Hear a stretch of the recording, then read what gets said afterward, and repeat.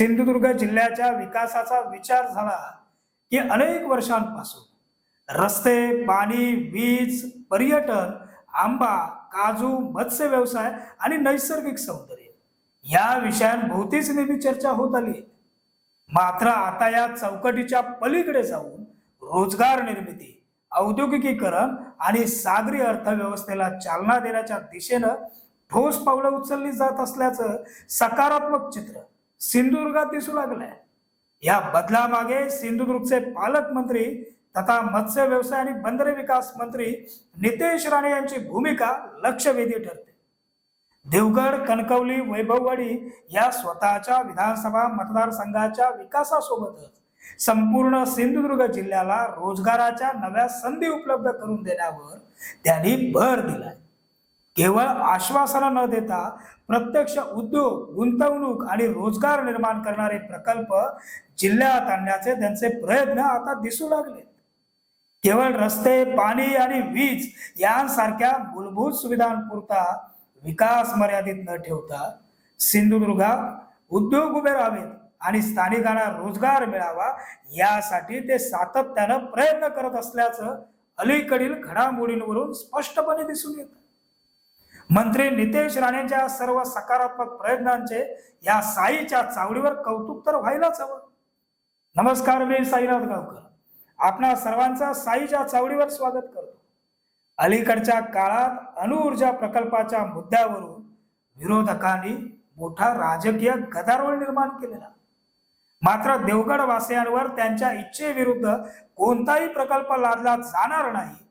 देवगडकडे कुणी वाईट नजरेनं पाहणार असेल तर त्यांच्या समोर माझ्या देवगड वासियांसाठी पहिला मी उभा असेल, अशी अगदी स्पष्ट आणि रोखठोक भूमिका नितेश राणे यांनी घेतलेली. आणि अणुऊर्जा प्रकल्पाचं पुस्तक बंद म्हणजे बंद असा जाहीर कार्यक्रमात अगदी जाहीरपणे सांगून त्यांनी या प्रकल्पावरून उगाच देवगडचं वातावरण खराब करणाऱ्यांचा अक्षरशः पोपट केलेला. पण यापुरताच मर्यादित न राहता रोजगार निर्माण करणारे पर्याय जिल्ह्यात आणण्यावर त्यांनी भर दिला. तिकडे विरोधक बोंबा मारत राहिले आणि इकडे मंत्री नितेश राणे रोजगाराच्या मुद्द्यावर षटकारवर षटकार मारत राहिले. याच पार्श्वभूमीवर मंत्रालयात महाराष्ट्र सागरी मंडळ आणि Zoya marine services private limited यांच्यात झालेला तो सामंजस्य करार हा सिंधुदुर्गसाठी महत्वाचा टप्पा मानला जातो. या करारानुसार मुंबई वॉटर मेट्रो प्रकल्पासाठी आधुनिक आणि पर्यावरणपूरक जलयान उपलब्ध करून दिली जाणार आहे.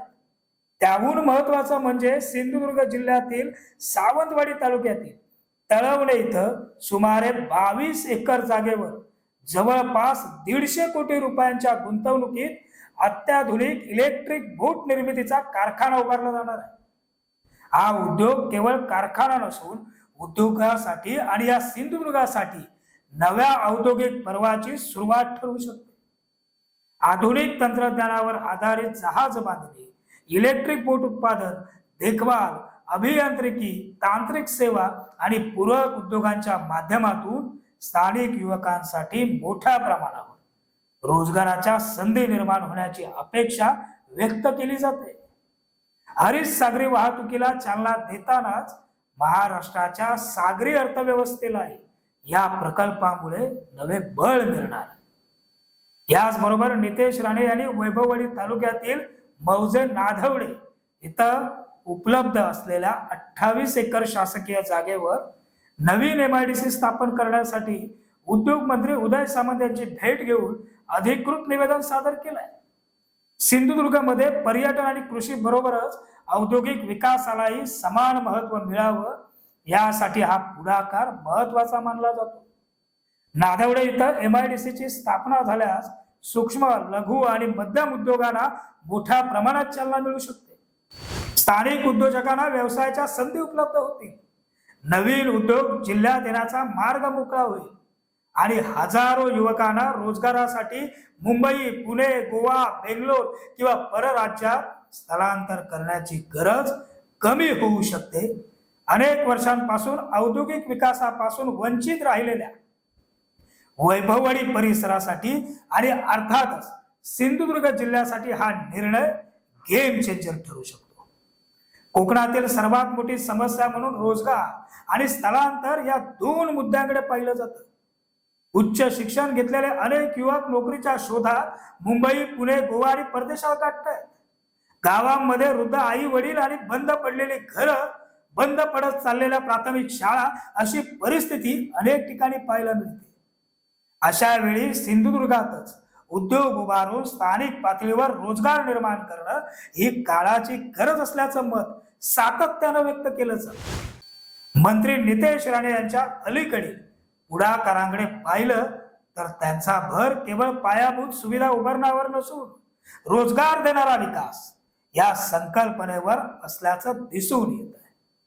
सागरी उद्योग, इलेक्ट्रिक बोट उत्पादन, MIDC, गुंतवणूक आणि औद्योगिक विस्तार या माध्यमातून सिंधुदुर्गाला आर्थिक दृष्ट्या सक्षम करण्याचा प्रयत्न सुरू असल्याचं चित्र स्पष्ट होत आहे.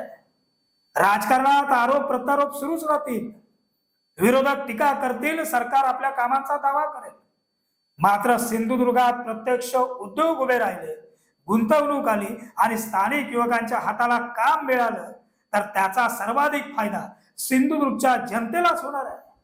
आजच्या घडीला रोजगार निर्मितीच्या दिशेनं इलेक्ट्रिक बोट उत्पादन प्रकल्प आणि प्रस्तावित MIDC हे दोन महत्वाचे टप्पे मानले जात आहेत.